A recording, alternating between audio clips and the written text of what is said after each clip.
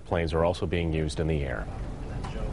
Here at the live desk right now, Brian, and there's good news for parents tonight. More booster seats are passing safety tests. The Insurance Institute for Highway Safety says that manufacturers are making better child booster seats now. It released results of crash tests involving 72 models. It rated 21 as best bets and 7 as good bets. Here's a look at just a few of the best bets. The Institute says that manufacturers made improvements over the last year when only 9 seats were deemed best bets, so a big improvement. You can find a link to that full report, by the way, under the news links section of our website at woodtv.com.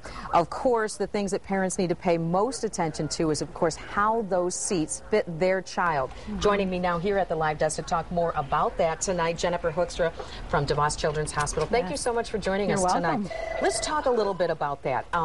How are booster seats supposed to fit your child? Exactly. Great question.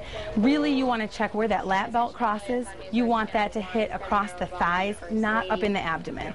And also, the shoulder belt needs to go along the collarbone, not up into the neck or off the shoulder. That's what's really going to restrain the child if they would happen to get in a crash. So you have to make sure that the seat belt hits the right spots, because what if it was up into the abdomen? If it's up in the abdomen, we can often hit a lot of spinal injuries if the child isn't restrained properly, and that internal organ damage that can happen. There are some of the seats that were on the best bets list. Now, what if a parent has one that wasn't on the list that's very good? Great question. What we often are hearing is parents are like, oh my goodness, I had one that wasn't a good fit. What am I going to do? You really need to check your child in your booster seat in your vehicle, because the combination really makes a difference.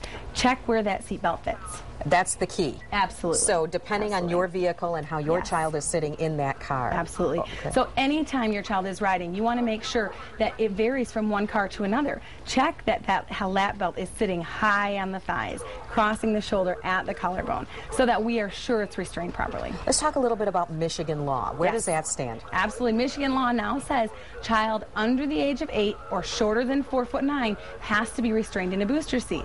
But just because that's what the law says doesn't mean that's the safest practice. Okay. We really want to encourage all kids to stay in that booster seat until the seatbelt fits them properly, which is usually 4'9" or taller. Doesn't have anything to do with age. I was just going to say, no, what does age have to do with the height of a child? It really was a nice number for them to put on, because there are a number of adults that don't fall within that age range or that height range.